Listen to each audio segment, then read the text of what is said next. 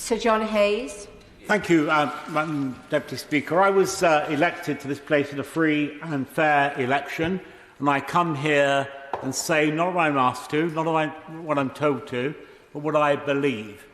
Similarly, my constituents make representations to me in a free and open way, fearlessly. They sometimes agree with me and sometimes they disagree with me. And part of the glory of our democracy is that we can exchange views, that we can learn from others, that we can disagree openly and fairly and without, as I said, fear. And that would have been taken as read as a way of describing not just this place and our representative democracy, but the character of a free society, a society in which we're all proud to live. At least I could have said that until very recently. But now all is altered. In our university, women are intimidated for simply saying that sex is a biological fact. Academics are intimidated, silenced sometimes, for championing our history and our heroes. And worst of all, which brings me to my honourable friend's amendment, we now have people arrested for praying, interrogated by the police, asked what they're praying about, what they're thinking. This is, as my honourable friend said, dystopian. It's like a mix of Huxley, Philip Dick and Orwell.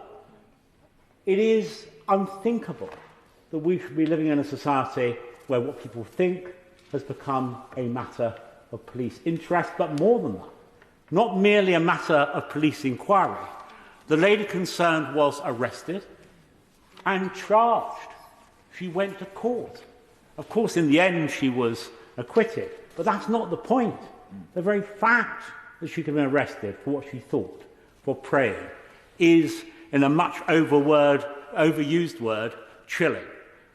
I happily give way to my honourable friend. Grateful to my right honourable friend for giving way. Surely the point that we have to be careful about is the use of words, as the honourable lady, who I regard as a personal friend, did use, words like impede. Thinking and praying is not impeding. Actually shouting and live streaming and doing offensive things to people going to have a procedure is impeding.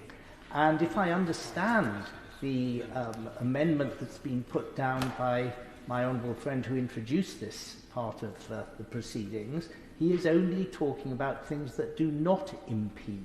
I think that's right, and that's the only basis on which I could vote for this amendment. I entirely, well, my right honourable friend, I should say, will be pleased but not surprised, given that he knows me so well, to hear that I entirely agree with it. I would not support loud, aggressive protests outside abortion clinics. They do take place in some other countries.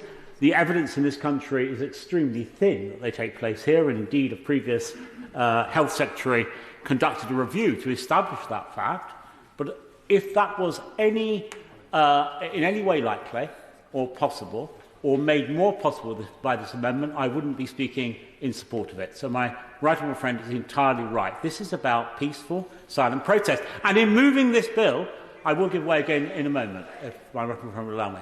In moving this bill at its inception, the government rightly said they were doing so because they were against violent, disruptive protests. They had in mind people gluing themselves to roads, stopping ambulances, or rushing to save lives. And I support this bill. I support its objectives because that kind of disruptive and violent process is incompatible with a free and open and peaceful society. But it is extraordinary that simultaneously, having said that they were in favour of peaceful protest, because that was the defence, we're in favour of an open society, different opinions, the right to put your case, to protest peacefully, the government now is failing to support an amendment tabled by my right honourable friend, because the government refused to table it, to protect people's right to protest in the very peaceful, very indeed silent way, which a few weeks ago they were saying that they were prepared to defend. I'll give way first to the right honourable gentleman, then to the honourable lady. I am most grateful to my right honourable friend for giving way, but can I ask him as a matter of interpretation of this amendment? Because it seems that this amendment will create exactly the kind of conflicts and disruption to public peace that it is intended to avoid. If somebody kneels ostentatiously to pray in front of someone on their way to an abortion clinic, what is that intended to do? And yet this amendment says such communication or prayer shall not without more be taken to be influencing any person's decision. Why else would somebody kneel down and pray in front of a woman on the way to an abortion clinic unless it was intended to influence that person's decision? I think that there is a balance to be struck here between the rights of people who pray, like him and me, and the rights of people trying to avail themselves of a perfectly legal service to which they have a right. Well, I don't know how often the right honourable gentleman prays, maybe more often than I do, although my need to do so is probably greater. But he must understand that prayer does two things. It sends a message, one hopes, to the Almighty, and it provides solace for the person praying. So it may well be the person praying outside this clinic is sending a message, but that message is just as likely to be a transcendental one as it is to any individual in the proximity of the place. And the idea that we should interrupt the relationship between an individual and their God seems to me to be pretty monstrous, particularly as the amendment in the name of the Honourable Member for Northampton South specifically says that any activity, communication or prayer shall not influence any person's decision or, more especially, obstruct or impede any person. So this is not about interfering with another. This is about expressing a view to oneself, to the Lord, to others perhaps. But that can be said of any prayer at any time. Are we going to arrest people in other public places? Once this is allowed, I will give way in a second. Once this is permitted, the police are permitted to arrest people for what they think and what they are praying about. Why not arrest them in other public places? Why does it have to be just abortion clinics? Once you open this door, why wouldn't the police arrest people outside mosques or outside temples?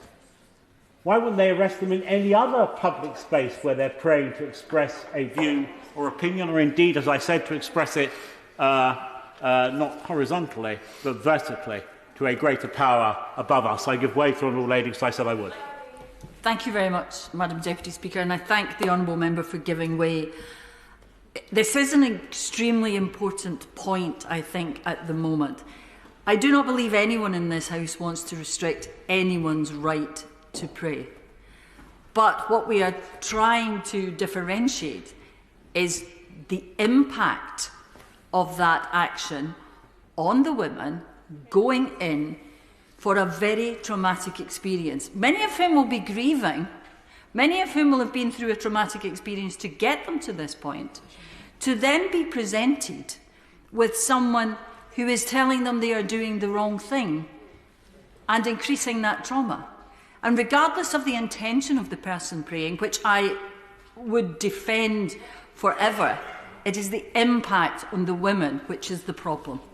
But you see, in a free society, impact we make on others by our sentiments, by what we express and do, by what we say, and indeed what we pray about, is the inevitable consequence of the openness which I would have thought in this place we all celebrate.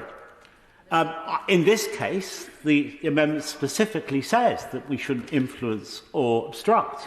But the more general context here, the context in which we're having this debate, is a world in which the ability to express a view that others might find offensive or unreasonable is being curbed every single day as our freedom is being eroded, and all the things we hold dear are at risk. I won't give way again because I see the Deputy Speaker is not on her feet but edging in her chair and asking me to bring my remarks to a conclusion.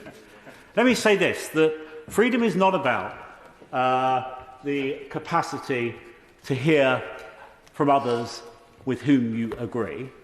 A free and open society is about one in which you hear from those with whom you don't agree. That freedom is at risk. This amendment is most reasonable, and I urge the House to accept it with these final words from John Buchan, the author. No, I won't give way because the Speaker is telling me not to.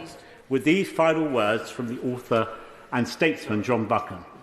He said, "While we may think a wall as solid as earth separates civilization from barbarism, the division is a thread, a sheet of glass.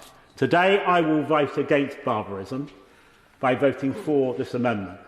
I mission everyone in this chamber to exercise their conscience and vote for the amendment with me."